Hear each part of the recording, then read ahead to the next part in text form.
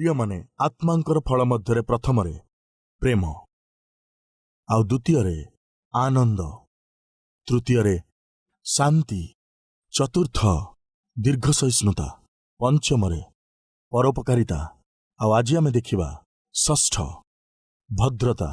कौन भद्रता? प्रिय माने ए भद्रता विषय आमे शिक्षा करिबा ध्यान सहित शुणु। परमेश्वर साउल को राजा भाव बाछिले, किंतु से परमेश्वर आज्ञा को न मानि ताहांक विरुद्ध रे जीवन यापन कले। ताहांको जो सिंहासन दिया जाइथिला ताहाको से भूल भाव व्यवहार कले। आउ सेही समय परमेश्वर तांकर मनोरमत मनीष भाव दाऊद नामक व्यक्ति को बाछिले। सामुएल को पठेई दाऊद को राजा भाव अभिषिक्त कले, किंतु साउल निजर अधिकार को कि बा तांकर सिंहासन को छाड़िले नहीं।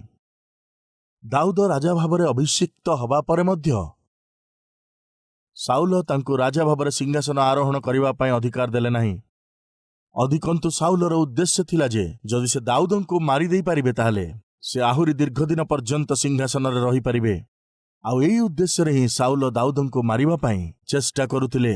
आउ सेही समय साधारणतः राजा माने मृत्यु वरण करिबा परे तांकर पुत्र माने ही सेही राज्य उपरे शासन करिबा पय अभिषिक्त करा जाउथिले। अर्थात साउलंकर मृत्यु उत्तारे सेही देश रे किए शासन करिबा कथा कहंतु? साउलंकर पुत्र जोनाथन को सेही देश रे शासन करिबा कथा। प्रिय माने गोटिए दिन जोनाथन दाऊदंक निकट को आसी गोटिए कथा कहितिला। से कौन कहितिला आसंतु देखिबा। प्रथम सामुएल पुस्तक 23 पर्व 17 पद। पुणी से ताहांको कहिला, भय न कर, कारण मोहर पिता साउलर हस्त तुमको पाइब नहीं। जोनाथन दाऊदंको साहस दउछंती, दाऊद तुमे भय करुअछ, मो बापा काले तुमको मारिदेबे बोली भय करुछ। मु आज तुमको गोटे कथा कहूची दाऊद, मोर पिता तुमको धरी पारिबे नहीं, तुमे साहस धर। केवल सेतिकी नुहे, दाऊद प्रकृतरे मोर पितांक उत्तारे एही राज्य रे मते ही शासन करिबा कथा, किंतु परमेश्वर मते नुहे तुमको एही राज्य उपरे शासन करिबा पई बाछिचंती। एथिपाई हे दाऊद तुमे ही राजा हब, आउ मु तुमर सहायक ही रहिबी। कौन कहउचंती देखंतु 17 पद। आउ तुम्भे इस्राएल उपरे राजा हेब, ओ मु तुम्भर द्वितीय हेबी। प्रिय माने जोनाथन रो केते उत्तम हृदय थिला। इंग्लिश भाषा रे जोनाथन गोटे सुंदर चरित्र अटे, बहुत सुंदर नाम अटे। जोनाथन राजा हबाकू किए चाहिबनी कहंतु? युद्धरे हो किंबा प्रेमरे हो, जेकोसी उपाय राजा बनिबार कथा। सुजोग खोजुवा एवं सेतिपाई झगड़ा करुवा लोक माने बहुत थांती।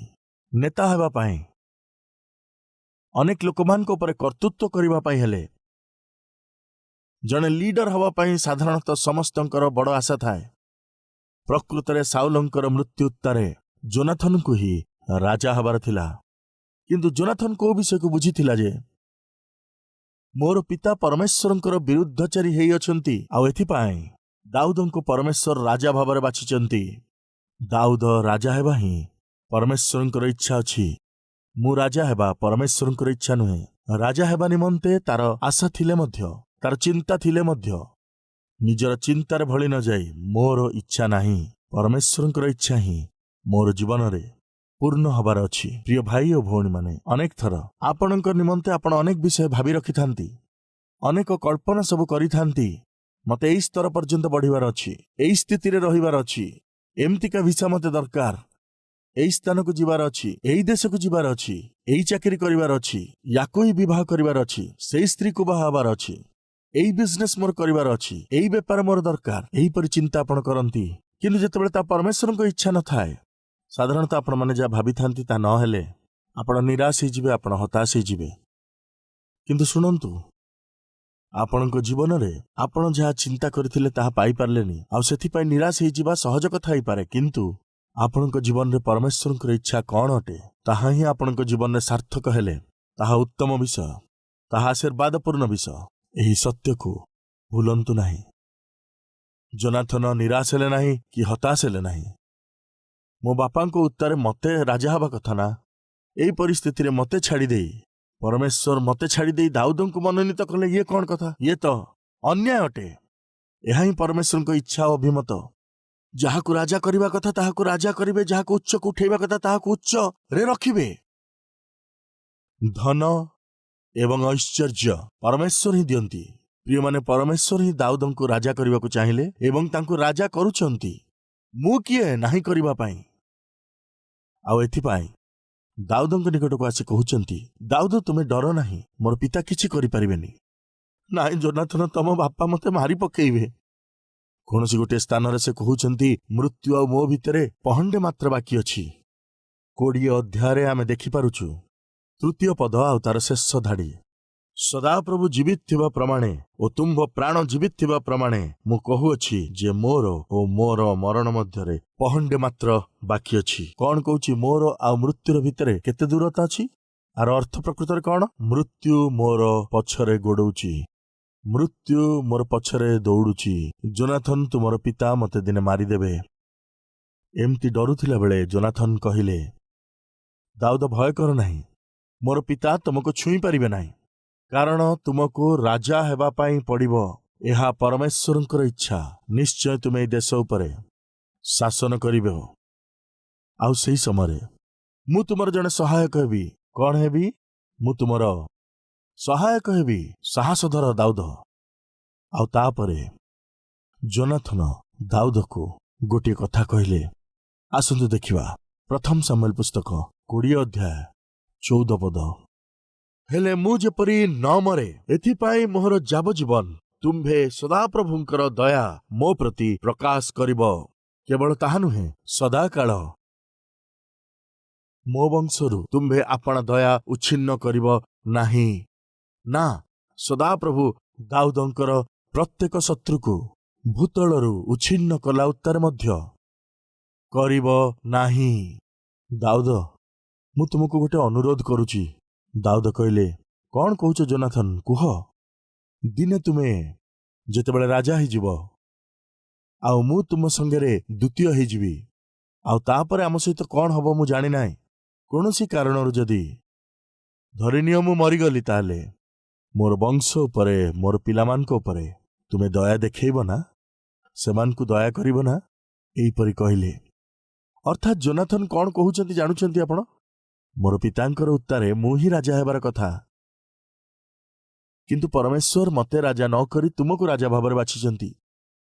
ଆଉ ଯଦି ମୁଁ ରାଜା ହେଇଥାନ୍ତି, ତାହେଲେ ମୋର ପିଲାମାନେ ମୋର ସହିତ, ସେମାନେ ରାଜାଙ୍କର ଭୋଜନ ଆସନରେ ବସି ମୋ ସହିତ ଭୋଜନ କରିଥାନ୍ତେ। କିନ୍ତୁ ପରମେଶ୍ୱର ତୁମକୁ ରାଜା ଭାବରେ ବାଛିଛନ୍ତି, ସେଥିପାଇଁ ମୋର ପିଲାମାନେ ତୁମ ସହିତ ବସି ଭୋଜନ କରିପାରିବେ ନାହିଁ। କିନ୍ତୁ ଦାଉଦ ଗୋଟିଏ ଶପଥ କରିବ କି? କ'ଣ ଯୋନାଥନ? ମତେ କଥା ଦିଅ, କୁହ କ'ଣ କଥା ଦେବି? ଯଦି ମୋର କିଛି ହେଇଯାଏ, ତାହେଲେ ମୋର ପିଲାମାନଙ୍କୁ ତୁମେ ଦୃଷ୍ଟି ଦେବ, ସେମାନଙ୍କୁ ନିଜର ପିଲାମାନଙ୍କ ପରି ପାଳିବ। ସେଦିନ ଯୋନାଥନ ଏହିପରି କହିଥିଲା। ଏବେ ଦାଉଦ କଥା ଦେଉଅଛି, ତୋର ପିଲାମାନଙ୍କୁ ମୋର ପିଲାମାନଙ୍କ ପରି ମୁଁ ନିଶ୍ଚିତ ଭାବରେ ଧ୍ୟାନ ଦେବି। ତୁମେ ସାହସ ବାନ୍ଧି ରହିଥାଅ। ଶପଥ କଲା। ସାଉଲ ଜଣେ ମୂର୍ଖ ଥିଲା, ଗର୍ବୀ ଲୋକ ଥିଲା, ଈର୍ଷାଳୁ ବ୍ୟକ୍ତି ଥିଲା। ପରମେଶ୍ୱରଙ୍କ ଠାରୁ ସେ ଦୂରକୁ ଚାଲିଗଲା। ପରମେଶ୍ୱରଙ୍କ ଦାସ ସାମୁଏଲ ଠାରୁ ମଧ୍ୟ ସେ ଦୂରକୁ ଚାଲିଗଲା। ଆଉ ଦାଉଦଙ୍କୁ ମଧ୍ୟ ପାଖରୁ ଘଉଡ଼େଇ ଦେଲା। ପରମେଶ୍ୱରଙ୍କୁ, ତାଙ୍କର ଦାସମାନଙ୍କୁ ଆଉ ଦାଉଦଙ୍କୁ ମଧ୍ୟ ଦୂର କରିଦେଲେ। ଫଳସ୍ୱରୂପ ସେ ପଲେଷ୍ଟିୟମାନଙ୍କ ସହିତ ଯୁଦ୍ଧ କରିବାକୁ ଗଲା। ଯୁଦ୍ଧରେ ସେ ହାରି ଯାଇଥିଲା। କେଜାଣି ପଲେଷ୍ଟିୟମାନେ ତାକୁ ବନ୍ଦୀ ବନେଇକି ନିର୍ଯାତିତ କରିବେ, ଏଥିପାଇଁ ସାଉଲ ନିଜେ ନିଜେ ଆତ୍ମହତ୍ୟା କଲେ। ତାହାର ପିତା ମୂର୍ଖ ଭଳି ଯୁଦ୍ଧକୁ ଯାଉଥିଲେ, ତଥାପି ମୋର ପିତା ଯୁଦ୍ଧକୁ ଯାଉଛନ୍ତି, ଜଣା ନାହିଁ ତାଙ୍କର କ'ଣ ହବ। ଏହା ଚିନ୍ତା କରି ଯୋନାଥନ ଆଉ ତାଙ୍କର ଭାଇ ମଧ୍ୟ ପିତାଙ୍କର ଆଉ ନିଜ ଦେଶର ରକ୍ଷା ନିମନ୍ତେ ସେମାନେ ଯୁଦ୍ଧକୁ ଯାଇଥିଲେ। ଆଉ ଭୟାନକ ଘଟଣା ଘଟିଥିଲା। ଯୋନାଥନକୁ ପଲେଷ୍ଟିୟମାନେ ଯୁଦ୍ଧରେ ମାରି ଦେଇଥିଲେ। ଯୋନାଥନ ମରିଯାଇଥିଲା। ଯୋନାଥନ ସହିତ ଯେତେ ସାଥୀମାନେ ଥିଲେ ସମସ୍ତେ ମାରା ପଡ଼ିଲେ। ଏବେ ଦାଉଦଙ୍କର କ'ଣ ହେଲା? ସେହି ଦେଶର ରାଜା ଭାବରେ ଅଭିଷେକ କରାଗଲା।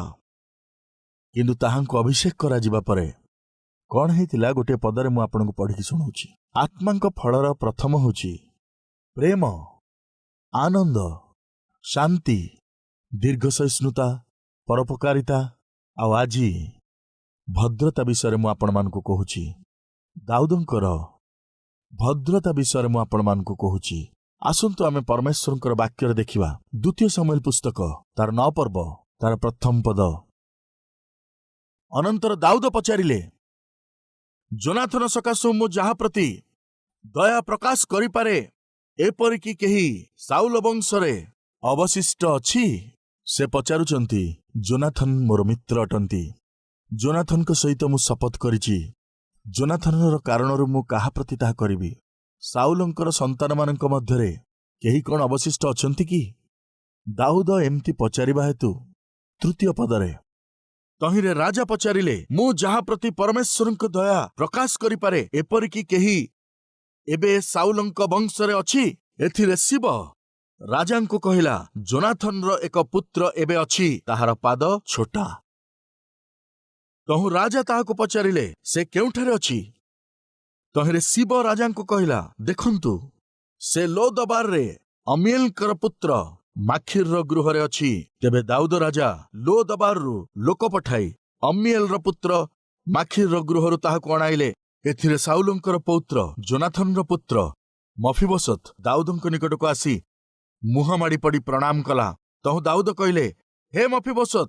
ସେ ଉତ୍ତର କଲା, ଦେଖନ୍ତୁ, ଆପଣଙ୍କର ଦାସ ଉପସ୍ଥିତ ଅଛି। ତହିଁରେ ଦାଉଦ ତାହାକୁ କହିଲେ, ଭୟ ନ କର, କାରଣ ମୁଁ ତୁମ୍ଭ ପିତା ଯୋନାଥନ ସକାଶୁ ଅବଶ୍ୟ ତୁମ୍ଭ ପ୍ରତି ଦୟା ପ୍ରକାଶ କରିବି ଓ ତୁମ୍ଭ ପିତାମହ ସାଉଲଙ୍କର ସମସ୍ତ ଭୂମି ତୁମକୁ ଫେରାଇ ଦେବି ଓ ତୁମ୍ଭେ ନିତ୍ୟ ମୋହର ମେଜରେ ଭୋଜନ କରିବ। ତୁମ୍ଭେ ନିତ୍ୟ ମୋହର ମେଜରେ ଭୋଜନ କରିବ। ପ୍ରିୟମାନେ, ଦାଉଦ କେତେ ଭଲ ଲୋକ ଥିଲେ। ତାଙ୍କର ବନ୍ଧୁ ମରିଯିବା ପରେ ସେଇ ବନ୍ଧୁ ସହିତ କରିଥିବା ଶପଥ ଅନୁଯାୟୀ ମୋର ବନ୍ଧୁ ଯୋନାଥନକୁ ମୁଁ କଥା ଦେଇଥିଲି, ଯଦି ମୋର କିଛି ହେଇଯାଏ ତାହେଲେ ତୁମେ ରାଜା ଭାବରେ ଯେତେବେଳେ ଏହି ଦେଶ ଉପରେ ତୁମେ ଶାସନକର୍ତ୍ତା ହବ, ମୋର ପିଲାମାନଙ୍କ କଥା ଟିକେ ମନେ ପକେଇବ। ଯୋନାଥନ ଏହା କହିବାରୁ ନିଶ୍ଚୟ ମୁଁ ସେମାନଙ୍କୁ ସ୍ମରଣରେ ଆଣିବି। ଦାଉଦ ଏହି ପ୍ରକାର କଥା ଦେଇଥିଲେ ଆଉ ନିଜର ଶପଥ ଅନୁସାରେ ଯୋନାଥନର କାରଣରୁ ଯୋନାଥନର ପରିବାର ପ୍ରତି ଭଦ୍ର ଓ ବିହିତ ଆଚରଣ କରିବା ପାଇଁ ଦାଉଦ ମଫିବୋଶତକୁ ନିମନ୍ତ୍ରଣ କଲା। ସେ ଛୋଟା ଥିଲା, ବିକଳାଙ୍ଗ ଥିଲା। କଣ କହୁଛନ୍ତି ଦେଖନ୍ତୁ, ହେ ମଫିବୋଶତ, ତୁମର ପିତାମହ ସାଉଲଙ୍କର ସମସ୍ତ ଭୂମି ମୁଁ ତୁମକୁ ଫେରାଇ ଦେବି। ତୁମର ପିତାମହଙ୍କର ସମସ୍ତ ସମ୍ପତ୍ତି ତୁମର ଅଟେ, ଅର୍ଥାତ୍ ପିତାମହଙ୍କ ଠାରୁ ପୁତ୍ରକୁ ଆଉ ପୁତ୍ରଠାରୁ ନାତିକୁ ସମସ୍ତ ସମ୍ପତ୍ତି ଦେଇଦେବି। ତୁମେ ଜଣେ ଅନାଥ, ଦୁର୍ଭାଗା ଏବଂ ଦରିଦ୍ର ବ୍ୟକ୍ତି ପରି ଦିନ କାଟିବାର ଆବଶ୍ୟକତା ନାହିଁ। ପ୍ରିୟମାନେ, ଦାଉଦ ଭଲରେ ଜାଣିଥିଲେ ମୁଁ ଜଣେ ମେଷପାଳକ ଥିଲି। ରାଜା ହେବା ପାଇଁ ମୋର କୌଣସି ଯୋଗ୍ୟତା ନଥିଲା। କିନ୍ତୁ ଏହି ମଫିବୋଶତର ପିତା ଯୋନାଥନ ନିଜକୁ ଅତିଶୟ ନମ୍ର କରି ମତେ ରାଜଗାଦି ଛାଡ଼ିଦେଲେ। ଆଉ ଯଦି ଯୋନାଥନ ନିଜେ ରାଜା ହେଇଥାନ୍ତେ, ଏହି ମଫିବୋଶତ ରାଜମେଜରେ ଭୋଜନ କରୁଥାନ୍ତା। କିନ୍ତୁ ମୋର ବନ୍ଧୁ ମତେ ବହୁତ ପ୍ରେମ କରୁଥିଲେ ଆଉ ସେ ପରମେଶ୍ୱରଙ୍କର ଇଚ୍ଛାର ଅଧୀନ ହୋଇ ମତେ ଜଣେ ରାଜା ଭାବରେ ସେଠି ବସିବାକୁ ଦେଲେ। ଏଥିପାଇଁ ମତେ କଣ କରିବାର ଅଛି? ଯୋନାଥନର ପୁତ୍ରକୁ ରାଜାଙ୍କର ସେଇ ଭୋଜନ ଆସନରେ ବସି ଭୋଜନ କରିବାକୁ ଦେବା ନିମନ୍ତେ ଆଦେଶ ଦେଇ ମଫିବୋଶତକୁ କହିଲେ, ପୁଅ, ଆଜିଠାରୁ ତୁମେ ମୋ ସହିତ ମିଶି ମୋର ମେଜ ଉପରେ ଜଣେ ରାଜକୁମାର ଭାବରେ ଭୋଜନ କରିବ। କାରଣ ଯଦି ମୁଁ ରାଜା ନ ହୋଇ ତୁମର ପିତା ହେଇଥାନ୍ତେ, ତୁମକୁ ଏହି ପ୍ରକାର ଧ୍ୟାନ ଦିଆଯାଇଥାନ୍ତା। ତୁମର ପିତା ଏବେ ନାହାନ୍ତି, ତୁମର ପିତାଙ୍କର ସ୍ଥାନରେ ମୁଁ ରହିଥିବା ହେତୁ ଆଜି ମୁଁ ତୁମର ଧ୍ୟାନ ରଖିବି। ତୁମର ପିତାଙ୍କ ନିକଟରେ ମୁଁ ଶପଥ କରିଛି। ପ୍ରିୟମାନେ, କଣ ହେଇଛି ଏଠି? କୁହନ୍ତୁ, କଣ ହେଇଛି? ଉତ୍ତମତା। ମନୁଷ୍ୟ ବଞ୍ଚିଥିବା ଅବସ୍ଥାରେ ନିଜ ପ୍ରତି କରାଯାଇଥିବା ଉତ୍ତମତା ସବୁକୁ ଭୁଲିଯାଏ। ମୃତ୍ୟୁ ଉତ୍ତାରେ ସେଗୁଡ଼ିକୁ ମନେ ପକାଇବା ବହୁତ କଷ୍ଟକର ବିଷୟ ହେଇଥାଏ। ଦାଉଦ ମନେ ପକାଉଛନ୍ତି। ତାଙ୍କର ପ୍ରତିକ୍ରିୟାକୁ ଦେଖନ୍ତୁ। ମଫିବୋଶତ କଣ କହୁଛନ୍ତି? ତେଣୁ ସେ ପ୍ରଣାମ କରି କହିଲା, ମୁଁ ତ ମଲା କୁକୁର ପରି, ଆପଣ ଯେ ମତେ ଯେ ଅନେଇବେ ଆପଣଙ୍କର ଦାସ। ଏପରି କ'ଣ? ଧନ୍ୟବାଦର ଜୀବନ। ପିତା, ଆପଣ ରାଜା ଅଟନ୍ତି। ତୁମର ଦାସ ଯେ କ'ଣ ଅଟେ, ସେ ତୁମ ସହିତ ବସି ଭୋଜନ କରିବ। ଏଇଠି କୋଉଠି ଗୋଟେ କୋଣରେ କେହି ଯଦି ମତେ ଦୟାକରି ମତେ ଟିକେ ସକାଳେ ଆଉ ସନ୍ଧ୍ୟା ବେଳେ କିଛି ଖାଇବାକୁ ଦେଇ ଦିଅନ୍ତା, ମୁଁ ଖାଇକିରି ପଡି ରହିଥାନ୍ତି। ମୁଁ ଗୋଟେ କୁକୁର ପରି ମତେ ଏମିତି ଆଣିକିରି ତୁମ ସିଂହାସନରେ ତୁମ ସହିତ ରାଜାଙ୍କର ଖାଦ୍ୟ ଖାଇବା ପାଇଁ, ସେଇ ସମାନ ଭୋଜନ ଖାଇବା ପାଇଁ ମୁଁ କ'ଣ ଯୋଗ୍ୟ ଅଟେ କି? କେତେ ନମ୍ରତା ଅଛି ଦେଖନ୍ତୁ। ସର୍ବପ୍ରଥମେ ଦାଉଦଙ୍କ ମଧ୍ୟରେ ଭଦ୍ରତା ଓ ଉତ୍ତମତାକୁ ଆମେ ଦେଖୁଛୁ। ପ୍ରିୟ ଭାଇ ଓ ଭଉଣୀମାନେ, ଆପଣ ଆଶୀର୍ବାଦ ପ୍ରାପ୍ତ ହେବା ପରେ ଯେଉଁମାନେ ଭଲ କରିଛନ୍ତି ସେମାନଙ୍କୁ ଆପଣ କେବେ ଭୁଲି ଯାଆନ୍ତୁ ନାହିଁ। କେବେ ନୁହେଁ। ଦାଉଦ ଭୁଲି ନଥିଲା, ବରଂ ଏହା ଦାଉଦର ଭଦ୍ରତା ଉତ୍ତମତା ଥିଲା। ହିତୋପଦେଶ ପୁସ୍ତକ 13 ପର୍ବରେ ଲେଖା ଅଛି, ତାର 22 ପଦ। ଆସନ୍ତୁ ପଢିବା। ଉତ୍ତମ ଲୋକ ଆପଣା ପୌତ୍ରମାନଙ୍କ ପାଇଁ ଅଧିକାର ଛାଡ଼ିଯାଏ। ପ୍ରିୟମାନେ, ଉତ୍ତମ ବ୍ୟକ୍ତି, ପ୍ରିୟ ଭାଇ ଭଉଣୀମାନେ, ଆପଣମାନଙ୍କ ମଧ୍ୟରେ କେତେଜଣ ସ୍ୱାମୀମାନେ ହାତ ଉଠାନ୍ତୁ। ଆପଣମାନଙ୍କ ମଧ୍ୟରେ କେତେଜଣ ସ୍ତ୍ରୀ ଅଛନ୍ତି, ହାତ ଉଠାନ୍ତୁ। Very good. ମୁଁ ପଚାରୁଛି ସ୍ୱାମୀମାନେ, କୋଉ ଗୋଟେ ଦିନ ଆପଣଙ୍କର ସ୍ତ୍ରୀ ହୃଦୟର ସହିତ କାହାକୁ ବି ଏମିତି କଥା କହିପାରିଛନ୍ତି କି, ମୋର ସ୍ୱାମୀ ବହୁତ ଭଲ ଲୋକ? ଥରେ ଭାବି ଦେଖନ୍ତୁ। ଆତ୍ମାଙ୍କର ଫଳ ହେଉଛି କ'ଣ? ଉତ୍ତମତା। ନିଶ୍ଚୟ ଆପଣଙ୍କଠାରେ ସର୍ବପ୍ରଥମେ ଉତ୍ତମତାକୁ କିଏ ଦେଖିବେ କହନ୍ତୁ? ଆପଣଙ୍କ ସ୍ତ୍ରୀ ଦେଖିବେ। ଆଉ ଦ୍ୱିତୀୟ ବ୍ୟକ୍ତି କୋଉମାନେ ଦେଖିବେ କୁହନ୍ତୁ? ଆପଣଙ୍କର ପିଲାମାନେ। ଆପଣଙ୍କର ଉତ୍ତମତାକୁ ଆପଣଙ୍କ ସ୍ତ୍ରୀ ଓ ପିଲାମାନେ ଯଦି ଦେଖିପାରୁନାହାନ୍ତି, ତାହେଲେ ଆପଣ ଜଣେ ଆତ୍ମିକ ମନୁଷ୍ୟ ନୁହନ୍ତି। ଦୟାକରି ଧ୍ୟାନ ଦିଅନ୍ତୁ। ପ୍ରିୟ ଭଉଣୀ, କୌଣସି ଦିନ ଆପଣଙ୍କ ସ୍ୱାମୀ ଆପଣଙ୍କ ବିଷୟରେ କାହାକୁ ମଧ୍ୟ କହିପାରିଛନ୍ତି କି, ମୋର ସ୍ତ୍ରୀ ଜଣେ ବହୁତ ଭଲ ସ୍ତ୍ରୀ? ଏହିପରି ସ୍ତ୍ରୀ ପାଇବା ସତରେ ପରମେଶ୍ୱରଙ୍କର ଦତ୍ତ ଏକ ମହାନ ସୌଭାଗ୍ୟ ଅଟେ। କୌଣସି ଏକ ଦିନ ଆପଣଙ୍କର ସ୍ୱାମୀ ଆପଣଙ୍କୁ ଦେଖି, ମୋର ସ୍ତ୍ରୀ ବହୁତ ଭଲ, ପରମେଶ୍ୱର ମତେ ଗୋଟେ ଭଲ ସ୍ତ୍ରୀ ଦେଇଛନ୍ତି, ଏହିପରି କହିପାରୁଥିବା ଜୀବନ ଆପଣ କେବେ ବଞ୍ଚିଛନ୍ତି କି? ଥରେ ଭାବି ଦେଖନ୍ତୁ। ଆପଣଙ୍କର ସ୍ୱାମୀ ଆପଣଙ୍କୁ ଦେଖି, ମୋର ସ୍ତ୍ରୀ ବହୁତ ଭଲ, ଆପଣଙ୍କର ପିଲାମାନେ ଆପଣଙ୍କୁ ଦେଖିକରି, ମୋର ମା ବହୁତ ଭଲ, ମୋର ମା ବହୁତ ଭଲ, ଏହିପରି ଯଦି ନ କହିପାରୁଥିବା ସ୍ଥିତିରେ ଆପଣ ଅଛନ୍ତି, ତାହେଲେ ଆପଣ କେବେ ବି ଜଣେ ଆତ୍ମିକ ସ୍ତ୍ରୀ ନୁହନ୍ତି। କାରଣ ଆପଣଙ୍କର ଉତ୍ତମତାକୁ, ଭଦ୍ରତାକୁ ଯଦି ଆପଣଙ୍କର ସ୍ତ୍ରୀ ପିଲାମାନେ ଦେଖିପାରୁନାହାନ୍ତି, ତାହେଲେ ଆପଣ କେମିତି ଜଣେ ଭଲ ଲୋକ କୁହନ୍ତୁ? ପ୍ରିୟ ଯୁବା ଭାଇ ଭଉଣୀମାନେ, ମୁଁ ପଚାରୁଛି, କୌଣସି ଏକ ଦିନ ଆପଣଙ୍କର ବାପା କିମ୍ବା ଆପଣଙ୍କର ମା ଆପଣଙ୍କୁ ଦେଖି, ମୋ ପୁଅ କେତେ ଭଲ ପୁଅଟିଏ, ପରମେଶ୍ୱର ଗୋଟେ ଭଲ ପୁଅଟିଏ ମତେ ଦେଇଛନ୍ତି, ଭଲ ଝିଅଟିଏ ମତେ ଦେଇଛନ୍ତି, କହିପାରୁଛନ୍ତି କି? ଭାଇମାନେ, କ'ଣ କରୁଛ ତୁମେ? ମତେ ନରକ ଦେଖଉଛ, ମତେ ଦିନ ରାତି କନ୍ଦଉଛ, ଝିଅମାନେ ମତେ କନ୍ଦଉଛ, ତୁମ ପାଇଁ ମୋ ମନର ଶାନ୍ତି ଚାଲି ଯାଉଛି, ମୋ ଜୀବନକୁ ଅଶାନ୍ତ କରିଦଉଛ। କ'ଣ ଆପଣଙ୍କର ପିତା ଏମିତି କାନ୍ଦୁଥାନ୍ତି? ଆପଣଙ୍କ ମା ଏମିତି କାନ୍ଦନ୍ତି କି? ଯଦି ଆପଣ ଜଣେ ଆତ୍ମିକ ମନୁଷ୍ୟ, ଶୁଣନ୍ତୁ ଯୁବା ଭାଇ ଭଉଣୀମାନେ, ଯଦି ମାତା ପିତା କହିପାରୁଛନ୍ତି ମୋର ପିଲାମାନେ ବହୁତ ଭଲ, ମୋର ଝିଅ ବହୁତ ବଢିଆ, ଆପଣ ଆତ୍ମିକ ସ୍ତ୍ରୀ ଆଉ ପୁରୁଷ ଅଟନ୍ତି। ଆପଣଙ୍କର ଶାଶୁ କହିପାରିବାର ଅଛି, ଶ୍ୱଶୁର କହିପାରିବାର ଅଛି, ଆମର ଜ୍ୱାଇଁ ଜଣେ ବହୁତ ଭଲ ଲୋକ, ମୋର ବହୁତ ଜଣେ ଭଲ ବୋହୂ, ଏପରି ସେମାନେ କହିପାରିବା ଭଳି ଆପଣ ଜୀବନ କାଟନ୍ତୁ। ଏହା ଆପଣଙ୍କର କର୍ତ୍ତବ୍ୟ ଅଟେ। ଆଉ ସେହିପରି ଆପଣଙ୍କ କର୍ମକ୍ଷେତ୍ରରେ ଆପଣଙ୍କ ସହକର୍ମୀମାନେ ଭଲରେ କାମ କରନ୍ତି ନାହିଁ, କିନ୍ତୁ ଆପଣଙ୍କ ଉପରିସ୍ଥ କର୍ମଚାରୀ କହିପାରିବାର ଅଛି, ପିଲାଟି ବହୁତ କାମିକା ପିଲା, ଜଣେ ଭଲ ଷ୍ଟାଫ୍ ଅଟନ୍ତି, ବହୁତ ଭଲ ଏମ୍ପ୍ଲୟ ଜଣେ। ମୁଁ କହିବାକୁ ଚାହେଁ, ଆପଣଙ୍କର ବସ୍ କେବେ ଏମିତି କହିଛନ୍ତି କି, ବହୁତ ବଢିଆ କର୍ମଚାରୀ ଅଟେ, ବହୁତ ଭଲ ଏମ୍ପ୍ଲୟ ଅଟେ?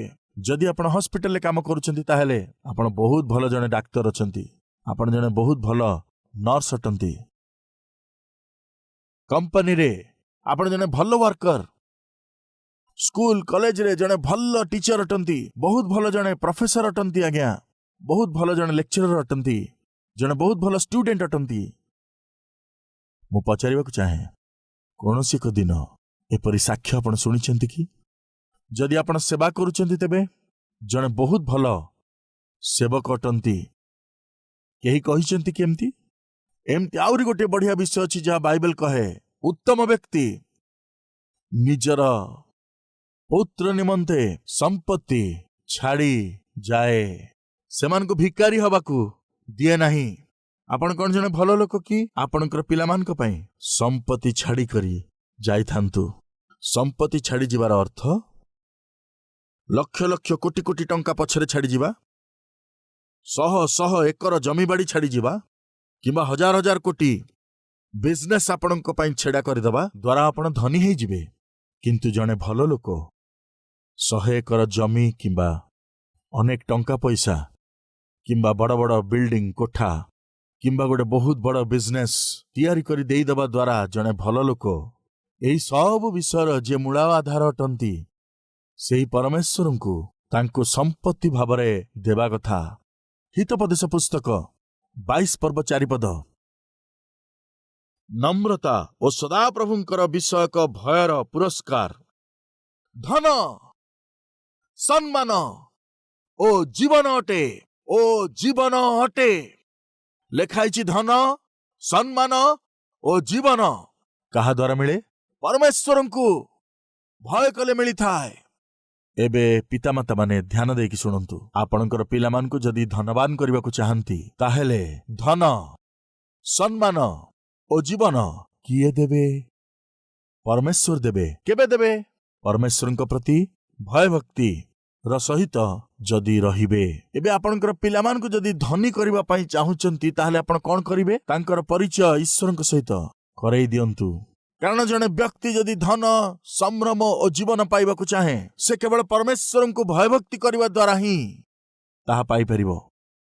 आपण कौन जने उत्तम व्यक्ति अटंती कि आपण पिलामान को ईश्वर को चिन्ह दियंतु।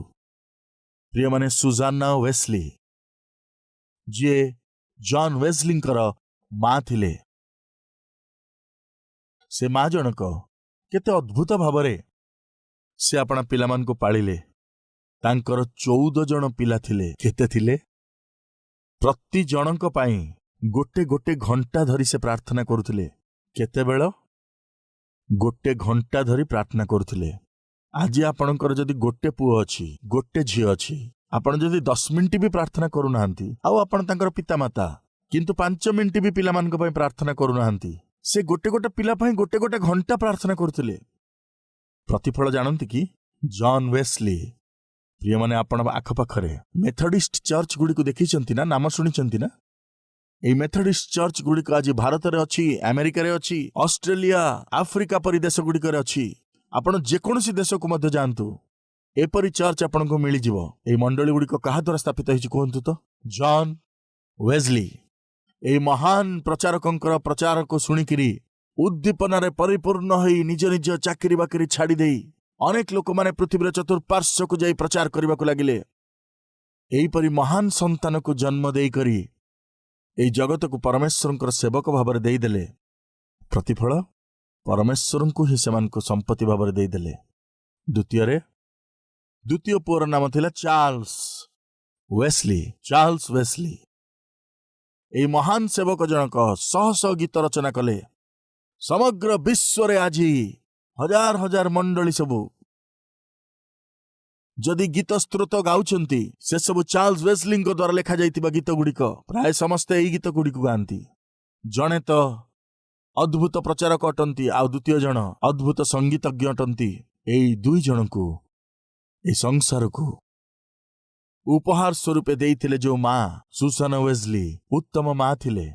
से निजर नाती नातुणी मानक पई संपत्ति छाड़ी जाइथिले, अर्थात अनेक लोक मानक पई सेमान को आशीर्वाद युक्त करदेले। मु पचारुची आपणकर पिलामान को कौन करूचंती? एही संसार पई सेमाने आशीर्वादर कारण अन्य मानकर हेबे कि कियो बा परमेश्वरकर इच्छा अनुसार आपणकर पिलांकु आशीर्वाद युक्त करबा पई चाहंती। गोटिए थर भाबी देखंतु।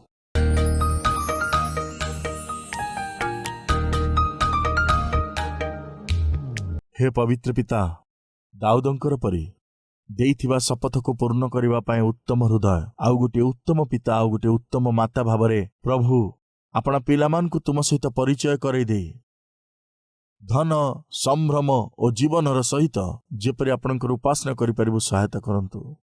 ଏହି ବାକ୍ୟ ଦ୍ୱାରା ଆଜି ତୁମେ ଅନେକ ଲୋକମାନଙ୍କୁ କଥା କୁହ ପ୍ରଭୁ ଯୀଶୁ ଖ୍ରୀଷ୍ଟଙ୍କର ନାମରେ ମାଗୁଅଛୁ ପିତା, ଆମିନ୍।